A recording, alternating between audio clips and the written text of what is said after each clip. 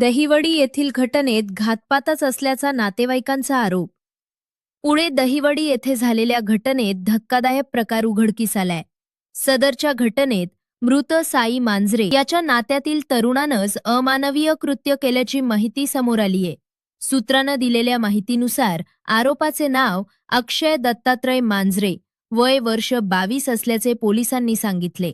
सदर घटनेसंदर्भात उपविभाग अधिकारी प्रशांत धोले यांच्याशी संपर्क केला असता त्यांनी आरोपीला ताब्यात घेतले असून त्याची कसून चौकशी सुरू आहे असं सांगितले. तरी नातेवाईकांनी शांतता राखण्याचे आवाहन त्यांनी केले आहे. अशा स्वरूपाची घटना 1 वर्षांपूर्वी घडली होती.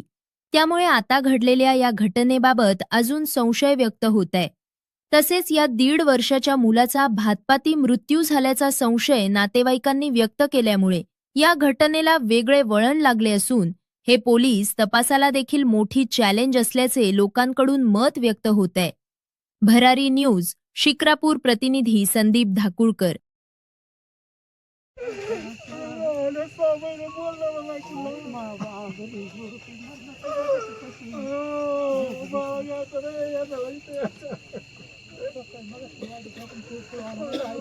झाली त्या घटनेनुसार ही घटना 1.5 वर्षाच्या आसपास अंतरावरती झाली. त्या घटनेत पहिल्या घटनेमध्ये जागेचा थोडासा फरक आहे, 100 मीटर अंतराचा नाही 100 फूट अंतराचा फरक आहे. पहिली घटना झाली त्या वेळेस ज्या पोराला जसा मार होता यश गायकवाडला, जशा पद्धतीने डोक्याला मार होता तशाच पद्धतीने याच्या डोक्याला मार आहे. त्यावेळेस यश गायकवाडच्या अंगावरती पॅन्ट नव्हती, त्यावेळेस सुद्धा या मुलाच्या अंगावरती पॅन्ट नाही. त्याचे स्वप्न पुढं इन्स्पेक्टर बनण्याचं होतं. 2च्या आसपास झालेली आणि याची पण घटना त्याच टायमिंगला झालेली, सेम टायमिंग सेम स्पॉट. ठीक आहे.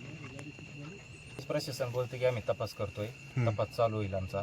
पाठीमागल्या वेळेस ते सांगितलं तपास करतोय आम्ही, तपासाचं काही निष्पन्न झालं नाही आजपर्यंत आम्हाला. त्या घटनेनुसार जर तपास लागला असता तर आज ही वेळ आमच्या वस्तीवरती आली नसती, आमची लहान लेकरं आज गेली नसती. आम्हाला 12 तासाच्या आतमध्ये यांनी तपास करून दिला पाहिजे. मी उल्हास जांभळे, दहिवडी आणि कळवणतवाडी शिव, माजी उपसरपंच कळवणतवाडी. आज खरं तर जून 2024ला पहिली ही घटना घडली. त्यावेळेस वाघाने हल्ला केला की ही अपघाती अशा पद्धतीने प्रशासनाचे त्याच्यावरती तपास चालू होता. फॉरेन्सिक रिपोर्ट यायचे, हे सगळे आश्वासन झाले. नातेवाईकांनी ह्या गोष्टीचं बरेच त्याचा तपास माहिती मागवली, पण पूर्णतः शाश्वत अशी कोणतीच माहिती नातेवाईकापर्यंत पोहोचली नाही. आज 2.25 वर्षानंतर आहे तीच घटना परत ॲज इट इज आहे तशीच घटना परत ह्या ठिकाणी तपास नाही. आणि आज जी ग्रामस्थांची संबंधित इथं लोकांची सगळ्यांची एवढी तीव्र भावना आहे, जोपर्यंत याचा आरोपी सापडणार नाही तोपर्यंत आम्ही मृतदेह मुलाचा इथून हलू देणार नाही, एवढी एक आवाजात सगळ्या ग्रामस्थांच्या वतीने तुम्हाला विनंती करतो. आणि प्रशासनालाही मागणी असेल की लवकरात लवकर या गोष्टीचा तपास उलगडल्याशिवाय आम्ही इथून शेव हलून